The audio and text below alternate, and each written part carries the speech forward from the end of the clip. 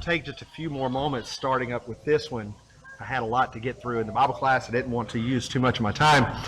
But it is so wonderful to be here. It is such a pleasure, a huge pleasure to get to be back here. I had the honor of performing more marriages from this group than I have anywhere else.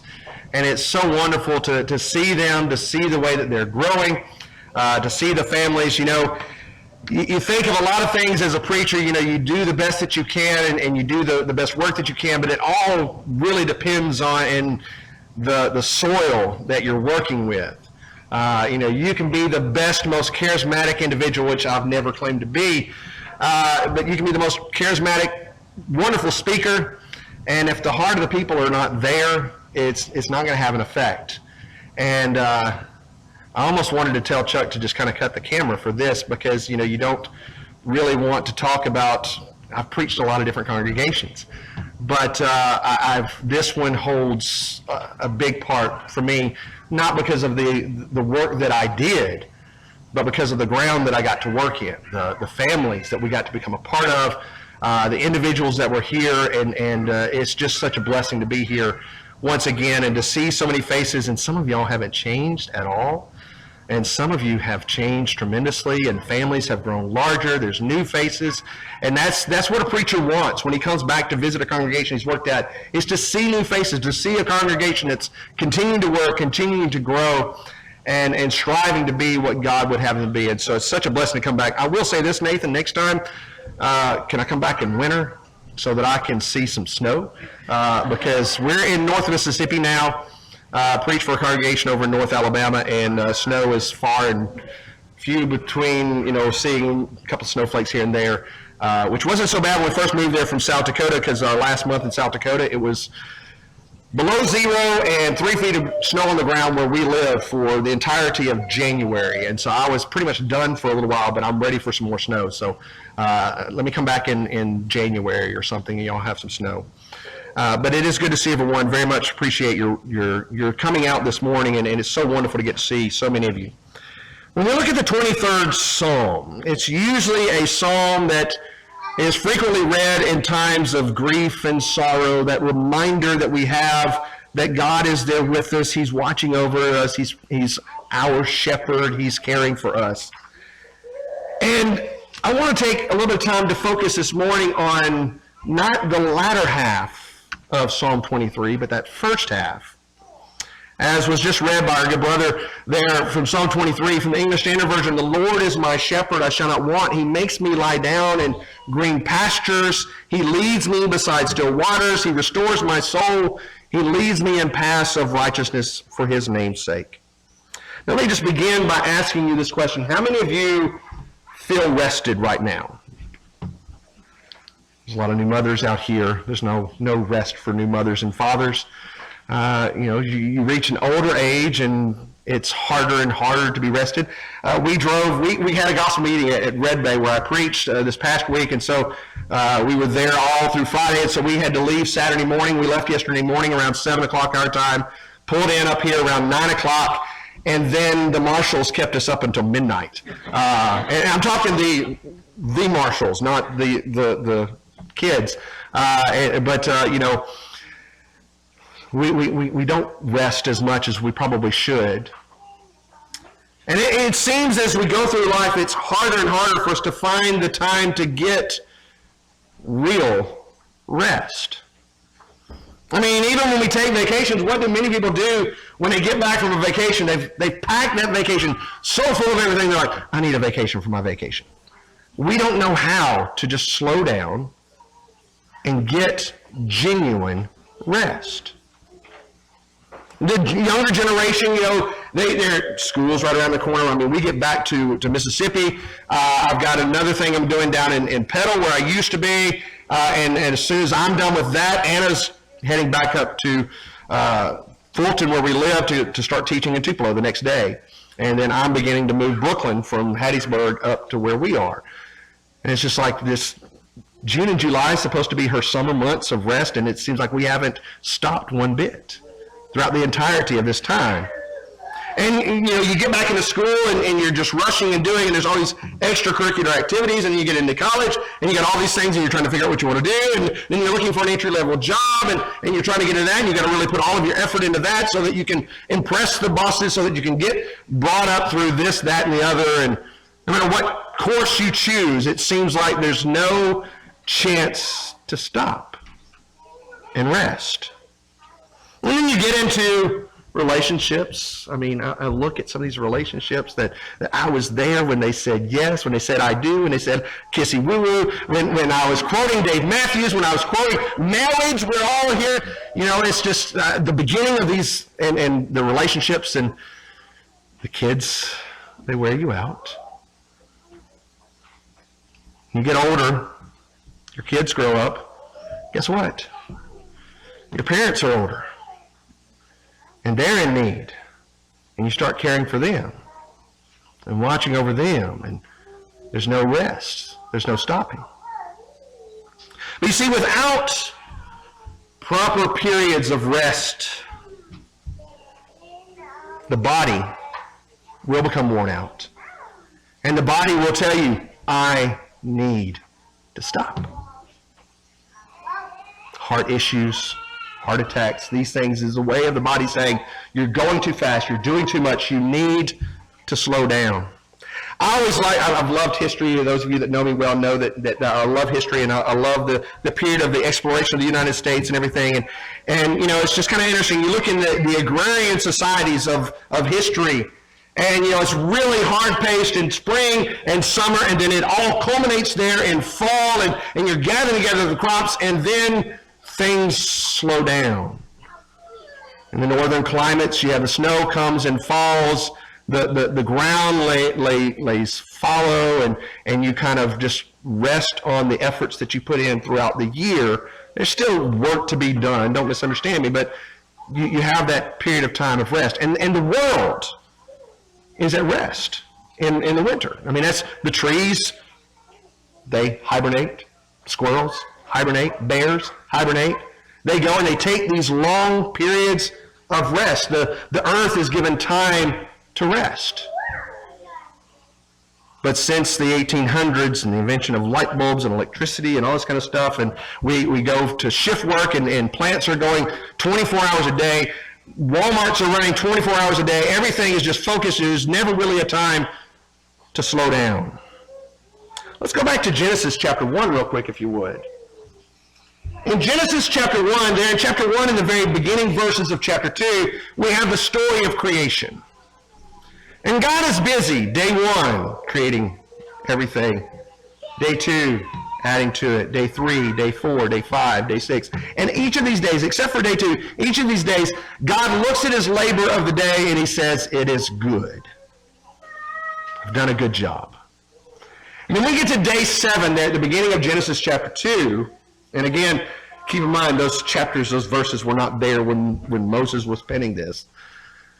Beginning of chapter 2, we read there that on the 7th day, God finished his work that he had done, and he rested on the 7th day from all of his work that he had done. So God blessed the 7th day and made it holy, because on it God rested from all his work that he had done in creation. Now that term that's translated rested is the Hebrew term Shabbath, which literally means ceased, to repose, to desist from exertion. And it's the same word that's used for the Sabbath day. And so I want to take a few moments this morning to consider this idea of rest, this idea of having a period of time. And it's a foreign idea to America. It's a foreign idea to many in this world, but it's an idea that is presented throughout Scripture, and it's an idea, it's something that is genuinely necessary. If you don't take this time of rest, you'll suffer, always. And so we began there thinking about the Sabbath day. When you think about the Israelites, they've come up out of the land of Egypt. They're there at Mount Sinai. They received the law from God. And in this law, God has this law that they're to remember the Sabbath day. Exodus chapter 20, there in verse 8. They remember the Sabbath day to keep it holy. 6 days you shall labor and do all your work.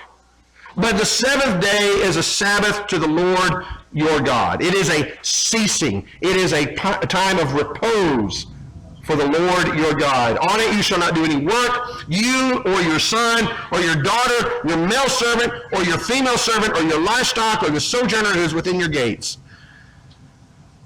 I grew up in part of the time in North Alabama, and y'all probably know a little bit about Alabama, Auburn, the big Iron Bowl. Y'all have your own there with West Virginia and Pitt and everything. And, football's a big deal down there, and so like the whole state almost shuts down for the Iron Bowl. I mean, it's a great time to go to Walmart because nobody's there. Can you imagine every Saturday, the whole nation just shutting down? And everybody's just taking some time off.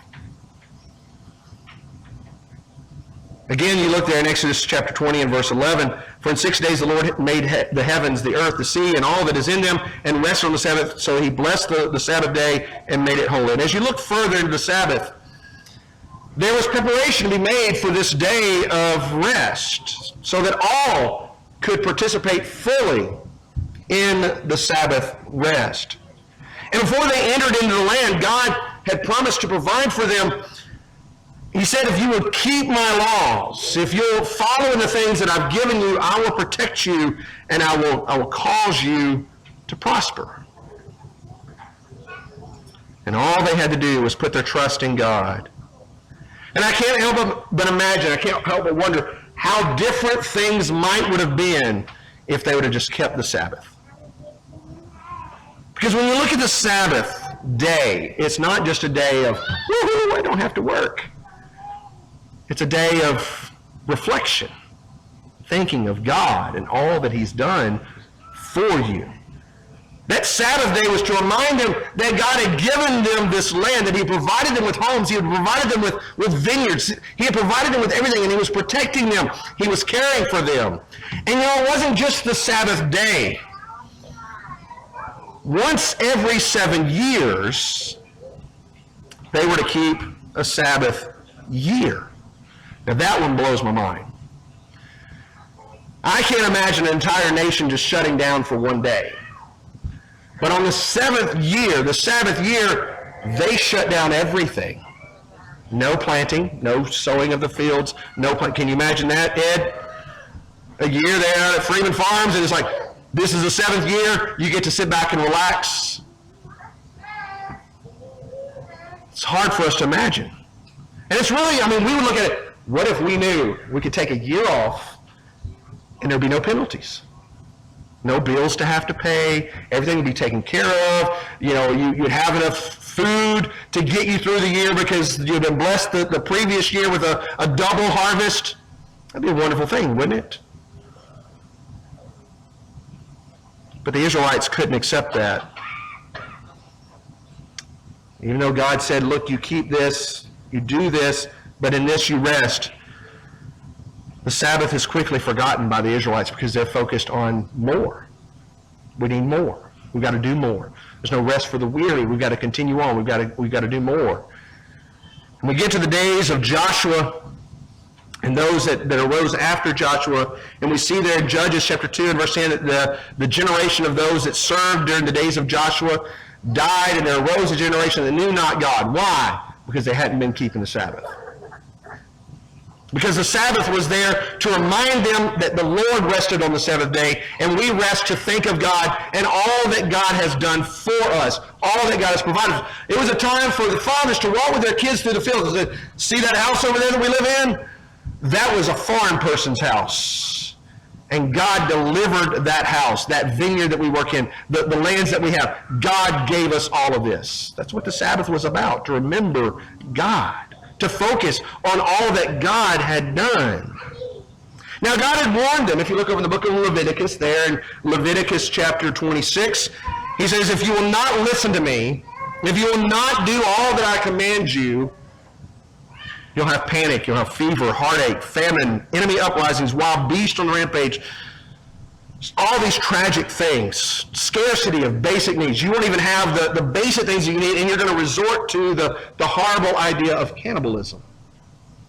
He said, if you just keep my law, everything will be great. But if you don't, bad things are going to happen.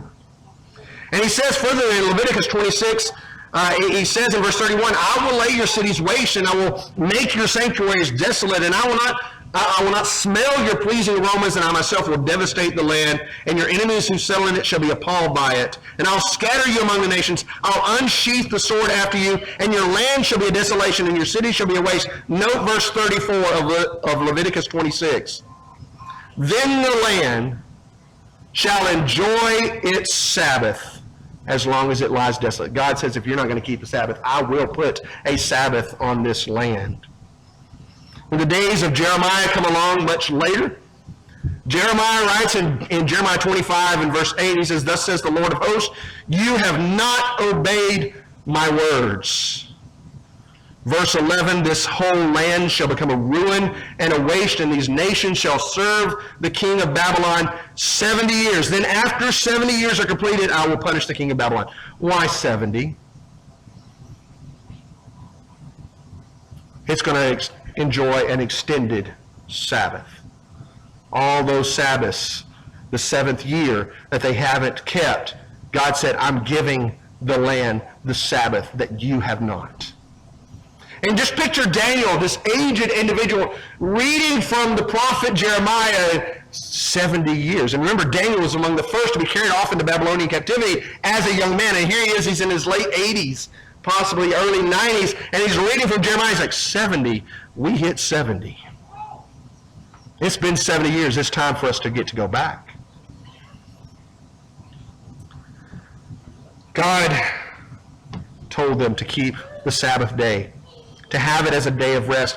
And, you know, when the Israelites came back from their captivity, they focused on God. And we never find idolatry as far as like idols sitting in temples amongst the Israelites ever again. But they didn't learn their lesson at all, did they? They're still working. They're still not keeping. And we get into the time of Jesus, and they're still not focused on the purpose of the Sabbath, of keeping the Sabbath law. They're focused on, well, you can't even enter into a door that has a candle, because when you open that door, you're going to cause wind to go in. It's going to cause that candle, that flame to enrage, and you built a fire on the Sabbath, and you shouldn't do that. And they have all these little rites and rituals and regulations on it, and none of it's focused on God. We find the people in the days of Christ are not focused on God. And Jesus had several discussions with the Pharisees and others concerning the traditions that were developed about the Sabbath, because he was walking through a grain field and his disciples were out there taking some grain, rubbing it in their hands and having a little snack. And they're like, you're not supposed to gather food on the Sabbath. That's not gathering food. That's just grabbing a snack. He says that you've lost the whole intent of the Sabbath. You see, the point of keeping the Sabbath was a time of rest, a time of ceasing from labor. I know that's hard for some of you to understand. Ken, how many times have you been called a piddler in your years there? I've been called a piddler. I've heard Mr. Harold's call more people piddlers because he's just one of those hard-working individuals, always doing. It's not something we think about, but we need to understand the importance of restorative rest. We're bombarded daily by a worldly mindset. If you're on any form of social media, you're just bombarded by everything. If you watch any television shows that are produced, you're bombarded by a worldly mindset. If you work in a job, you're bombarded by a worldly mindset. If you have neighbors, you're bombarded by a worldly mindset. We don't have neighbors. We have cows. We're bombarded by news, and that's about it. But everywhere else, we're bombarded by a worldly mindset. There's a desperate need for what's been called a recalibration of the spirit. The kind of rest we're talking about is not a rest of luxury, but it's a necessity. The leisure and the amusement periods that we have, they provide a momentary lift, but they don't last. It's like getting a good strong cup of coffee or drinking a Monster or Red Bull. Your brain thinks you're awake and everything's going great, but it really isn't restoring anything. And we're not talking about just sitting back and doing nothing. Remember, the wise man writes in Proverbs chapter 6, there, verse 10, this idea of a little sleep, a little slumber, a little folding of the hands and rest. and poverty will come upon you like a robber, destruction, want like an armed man. We're not talking about just sitting idle. But we need periods to refresh our faith, to renew our commitment to God. To restore means to bring back to a former position, a former condition. And just take a few moments to think about the synonyms of restoration, the idea of rejuvenation, revitalization, resuscitation, repairing. And let's be honest, don't we all need some times of restorative rest? Periods of time to refresh our faith. Restorative rest is meant for reflection. Seeking out and reminding ourselves of what the meaning of our work is. This was a problem with Solomon. He got so busy with his work, and then he got so busy with his wives that he forgot about the God that he had prayed so beautifully to at the dedication of the temple. And he just got further and further and got caught up in the gods of his wives and just got further and further away from God. And it wasn't until the kingdom was about to be taken away from him, he's like, oh, I need to be back over here. He hadn't taken the time to really focus on God. We need to remind ourselves in these periods of rest, who are we working for? Well, we're working for a living. That's what Huey Lewis said. We're working for the weekend. We're working for the paycheck. We're working for the insurance. We're working to provide for our family. The scriptures tell us we're working for who? God. And we're to do all of our work as if we're working for God.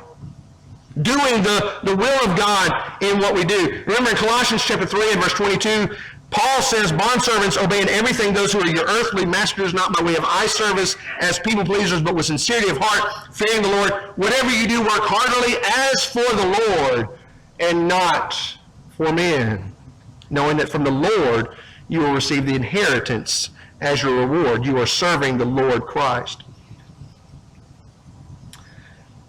If you take the time to read through the Gospels, if you really take the time to read through the Gospels, there's some of those little snippets that are easy to pass over and just go like, oh, that's interesting, that are really important. Have you ever noticed? I mean, Jesus was a busy guy, right? From the moment he set his foot into the ministry, he was going nonstop, healing hundreds and thousands of individuals, preaching to thousands, feeding thousands. Everywhere he'd go, there was a crowd. I mean, the Beatles thought they had everybody going after them. Jesus had the whole area just coming in and just wanting to touch his garment, just wanting to hear him, wanting to see something. And what do we see about Jesus? He periodically found times of rest. If you look over Mark chapter 1, Mark just jumps right into the ministry of Jesus. In Mark chapter 1, there in verse 29, says, immediately he, that is Jesus, left the synagogue and entered the house of Simon and Andrew with James and John. Now Simon's mother-in-law lay ill with a fever, so he's just been preaching there at the synagogue, teaching. He comes in, hey, my mother-in-law's sick. He goes in, he heals her. That evening, verse 32, at sundown, they brought him all who were sick and oppressed by demons. Verse 33, the whole city was gathered together at the door, and he healed many who were sick with various diseases. He cast out many demons. He would not permit the demons to speak. Verse 35, note though, rising very early in the morning, while it was still dark, he departed. And what does he do? He goes out to a desolate place, and there he prayed. I don't care how busy you are. I've never met a single individual who's busier than Jesus. And here's the Son of God. He is deity. He's deity here on earth. And he has the power of all of that. And he still sees the important need to go off and to find quiet time. And some of you mothers might be looking at your kids and going, how am I going to get that private time? Dads, step up. Provide that quiet time. They're your children. You're not babysitting. You're watching your own children. Provide that time, because that mother desperately needs that quiet time. You need that quiet time. Your children need to find ways to get that quiet time. As we grow older, there's that need for more. You look further in Luke chapter 5. There in verse 15, we see even more the report about him went abroad, and great crowds gathered. Note verse 16, but he would withdraw to desolate places and pray. Jesus understood the need for restorative rest. And you think, I don't have time. Jesus made the time. And I'm not saying he created an extra hour in the day, because he would have had the power to do that, because God was able to give an extra time throughout history. He made the time to find that period of restorative rest. If you look at Matthew's account there in Matthew 14, after feeding the 5,000, it says immediately, there in verse 22, immediately he made the disciples get into the boat and go before him to the other side while he dismissed the crowds. And after he had dismissed the crowds, he went up on the mountain by himself to pray. And when evening came, he was there alone. Jesus always found time to get out, away, to seek that rest. And it was not just for him. He understood what his disciples were going through. You look over Mark's account again. In Mark chapter 6 there in verse 7, he brings the 12 together and he says, I'm going to send you out 2 by 2. You've got this power of the demons. I want you to preach the message of the kingdom of God is at hand. And they go out and they do this and they come back. And the apostles, verse 30, returned to Jesus and told him all that they had done and taught. And note verse 31. He said to them, come away by yourselves to a desolate place and rest a while. He understood the importance of rest. Look further there. He says, for many were coming and going, and they had no leisure even to eat, and they went away in the boat to a desolate place by themselves. Jesus took care of his disciples. I'm too busy. I've got too much going on. I can't stop. I can't rest. You need to. You have to. Physically, your body will make you rest. Spiritually, you'll fall so far away from God. And you won't even realize it until it's too late. Going back to the 23rd Psalm, we can see that restorative rest comes from God. We have this idea of the Lord is my shepherd. I will not want. Know what he says? He makes me lie down in green pastures. He leads me beside still waters. He restores my soul. Our problem is that we don't let the Lord shepherd. We're too important. We've got too much going on. We've got too much in life. And Jesus is saying, come on. It's time for you to go off by yourself. Rest. It's time for you to have a period of time of focus on God, on Jesus, on what Jesus has done, on what Jesus has provided. We're like the petulant child that, they need a nap. They're only angry because they need a nap, but they won't go to sleep. You're like, just go to sleep, you'll be better. I see God and Jesus up there, just stop for a moment. Just take a moment of rest. And we're like, no, I've got too much going on. And he's like, you just need to stop. You need to rest. The Japanese have a practice called, and I'm going to butcher the name because I don't speak Japanese, but Shinrin-yoku. And I love the English idea of this. Forest bathing. And the idea is going out and reconnecting with nature. I've always loved getting out in the woods. I mean, when we lived in South Dakota, we were in the midst of the woods. When we were in Petal, we were out in the country, and you could just step out and you've got woods, and it's just really an important part. And getting away those periods of time, Austin and I started what we called a vocation, where we would go on these trips and we would go backpacking out in the middle of nowhere, and just you're just there. There's no internet, there's no anything, which is great for a teenager to get away from all of that. And he's like, can I watch a video? I'm like, you don't have a signal, so good luck with that. But just those moments, and then you're walking out into nature, and it's beautiful. I told him in Red Bay, I'm like, I'm missing the mountains. I do. We were joking last night over the Marshalls. The highest point in Mississippi is 800 feet. A place called Woodall, get this, you're going to laugh, Woodall Mountain. I told him, I said, we are in the foothills of the foothills of the foothills of the foothills of the Appalachians. That's where we are. And I wanted to see mountains. And you get up and you're driving up through Tennessee, and you hit Kentucky, and then you're going through, and then Ohio, and then you get back into West Virginia, and you get to see. It's beautiful. It is. And when we were coming through, I got to get my St. Clairsville, and coming down towards the river, towards Wheeling, y'all see that beautiful rainbow yesterday? We saw it from the other side. And what is that rainbow there for? To remind us that God will never destroy this earth by water again. It's there to remind us of God. But we're so busy, we don't take these things in. Oh, that's great. And going back about our lives.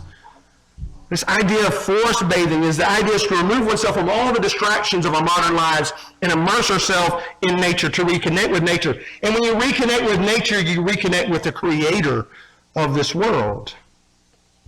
Again, Psalm 23, He makes me lie down in green pastures. Not go for a walk, not work, not tend sheep, but He makes me lie down in green pastures.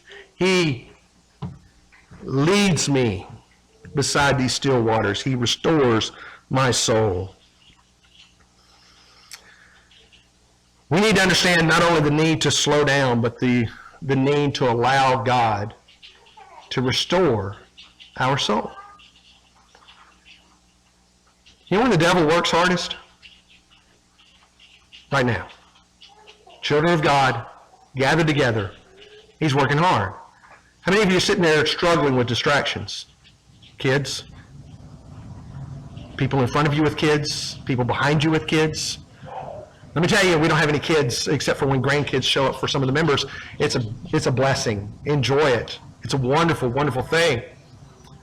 But we have so many things in our mind, and we need to be like in the days of Jeremiah where Jeremiah, the Lord said, stand by the roads and look and ask for the ancient past.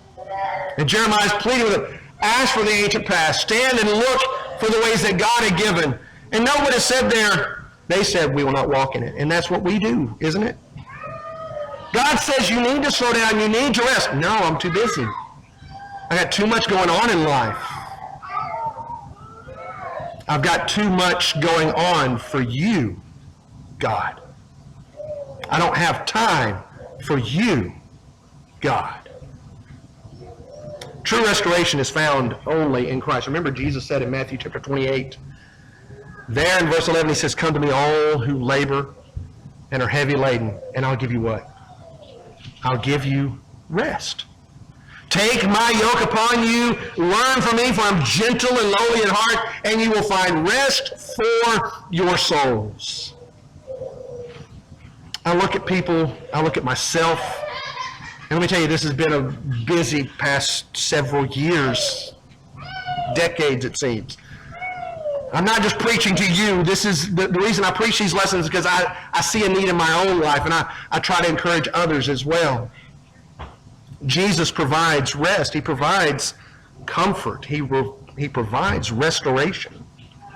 And we would do well to follow in the footsteps of Jesus, the example of Jesus, and to find, create, make these periods of time of restorative rest, not just sitting back and doing nothing, but sitting back and focusing on God and all that He has done, all that He has given, all that He provides. This is part of the reason when we come together. If you look over in Hebrews chapter 10, we often jump right to verse 25, that we're not to neglect the meeting of ourselves together. But go back to verse 23, Hebrews 10, verse 23. Let us hold fast the confession of our hope without wavering, for He who promised is faithful, and let us consider how to stir up one another to love and good deeds, love and good works, how to stir up, how to stimulate. That's the meaning of those words there, that stimulate one another to love and good deeds. And we do this by not forsaking our assembling of ourselves together, as is the habit of some. Some were forsaking, and they were missing out on the benefit We oftentimes get this presented as a command. It's a benefit. Coming together is a benefit. This is a time where we get to sit back and we get to relax. And we get to focus on God. Well, most of you do. I've been preaching for 28 years, and I've seen the mothers and the fathers sometimes that don't get all of it out of the lesson. And my wife has been double cursed because her husband's been up in front of the congregation all those years, but thankfully she only had 2, and they were really good kids most of the time. We need to find these times of rest. We need to find time of self-examination. Paul, writing to the Christians there in Corinth, in 2 Corinthians chapter 13, there in verse 5, he says that they are to examine themselves, to test themselves, to see if they're in the faith. And he says, perhaps the reason you're not is because you're afraid you're going to fail. And that's really why we don't want those quiet times, because we're going to realize we've already drifted too far. And it's not too far. We're not too far from God. While there's life, while there's breath in your body, you can always be brought back to God, but that requires you to stop. Remember we talked about Samuel and Saul and saying, stop and focus on God. To stand by the roads and look and ask for the ancient paths, to go to Christ and find the rest that is there with him. If we're not careful, if we don't follow God's instructions concerning rest, we're going to suffer the same fate of the Israelites. Now, we may not lose our home, we may not endure difficulties in the way that they did, but we will lose our place in the kingdom. We will lose our promise of salvation because Satan is trying to get us to just keep going until we're so worn out, we're stuck with him. You see, our periods of rest are times when we can focus on what lies ahead. And so I encourage you, as we do every time we come together, to focus on your life, your service to God. Are you where you need to be? If not, why not stop and take the time to really think about your life with God, the blessings that come through him, the blessings that we have of being a part of his kingdom. And perhaps you need to take time in your life. Don't wait until you're old and think, I'll do it then, because then, as Solomon says, the body doesn't work as well. You can't hear, you can't think as well, you can't operate as well. Everything is just not what it used to be. Rest and focus on God. We're not commanded to keep the Sabbath, but I think we would do well to follow in the guidelines of it, of taking time of rest for God. You know, on a side note, I read recently that one of the biggest problems with preachers throughout religion is that of burnout. And let me tell you, I've been there, probably still am in some ways, because there's not that period of time of rest. We preach the need for others, but we don't listen. We don't practice, because we're taught, I just need to give. We look at Paul, we look at all that he did. When did he rest? Well, he wasn't even resting in a prison cell. We think, I got to be more like him. Oh, I need to be more like Jesus.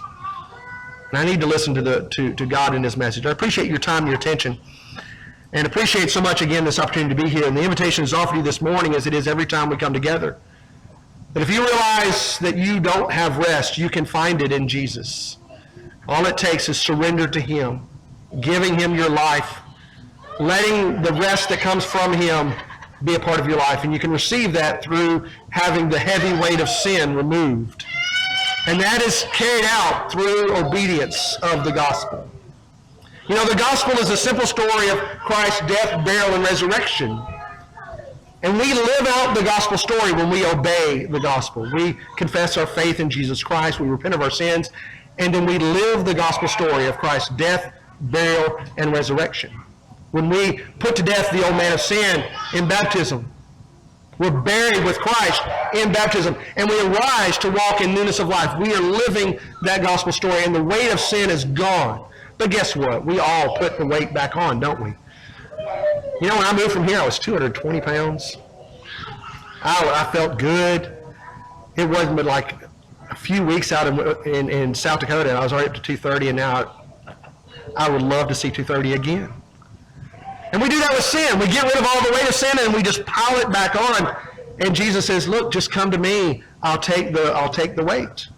And if you've obeyed the gospel, you can just turn to Christ and he'll remove the weight by just asking him for forgiveness, and he'll forgive you. Whatever your situation might be, we encourage you to make it right with God as we stand and as we sing.